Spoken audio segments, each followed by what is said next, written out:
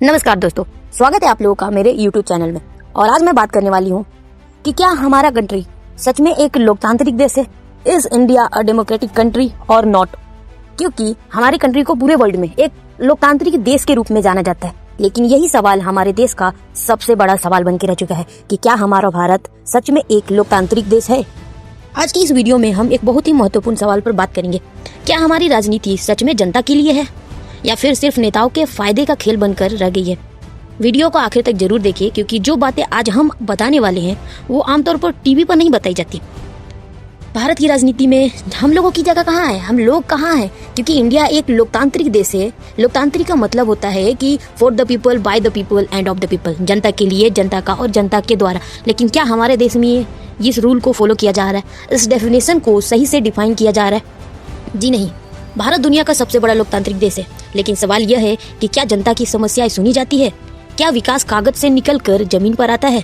क्या नेता चुनाव के बाद जनता के बीच लौटते हैं? अक्सर देखने में आता है कि चुनाव के समय नेता हर घर में दिखाई देते हैं, लेकिन कुर्सी मिलने के बाद वही नेता जनता से दूरी बना लेते हैं। यह दिखाता है कि हमारी राजनीति में जनता की जगह सिर्फ वोट बैंक बनकर रह गई है। वादों का खेल या हकीकत? देखिए, अगर बात करें हम लोग, तो हर चुनाव में बड़े बड़े वादे किए जाते हैं, जैसे कि रोजगार देने की बात होती है, शिक्षा की बात होती है, स्वास्थ्य की बात होती है, सड़क की बात होती है, महंगाई की बात होती है, लेकिन यही चीज किया नहीं जाता। हमारी कंट्री में अब तक, जब से बीजेपी गवर्नमेंट आया है, तब तक 90,000 से ज्यादा गवर्नमेंट स्कूल बंद हो चुके हैं और बाकी जितने भी एजुकेशन सिस्टम है वो सिर्फ प्राइवेट पे चल रहे हैं। और अगर कोई इंसान एजुकेशन की मांग करता है तो उस पर लाठियां चलाई जाती है। लेकिन कितने वादे पूरे होते हैं? कुछ भी नहीं।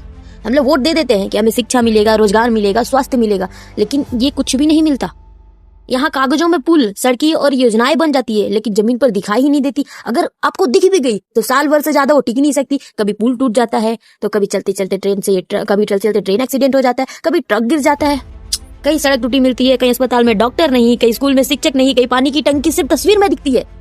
ये सब इसलिए क्योंकि योजनाएं बनती तो है, लेकिन सिस्टम की ईमानदारी नहीं झलकती, और ये सभी चीजें उनकी ईमानदारी पर ही सवाल खड़ा करती है। राजनीति का असली उद्देश्य क्या होना चाहिए? हमारी मतलब में तो राजनीति का असली मतलब है जनता की सेवा करना, समाज का विकास, देश को आगे ले जाना, हर नागरिक की आवाज सुनना। लेकिन जब राजनीति में प्रवेश सिर्फ सत्ता की लालसा होती है, तब लोकतंत्र कमजोर होने लगता है।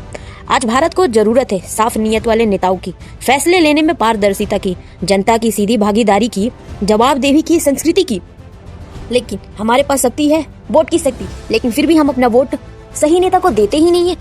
हम यहाँ अपना वोट बेच देते हैं, जाति के नाम पे, धर्म के नाम पे, भावनाओं के नाम पे, फ्री की सुविधाओं के नाम पे या फिर दबाव के नाम पे। इन सभी आधार पे हम अपना वोट बेच देते हैं। जब तक हम विकास और काम के आधार पर वोट नहीं देंगे, तब तक राजनीति जनता के लिए नहीं बल्कि नेताओं के लिए ही बनी रहेगी।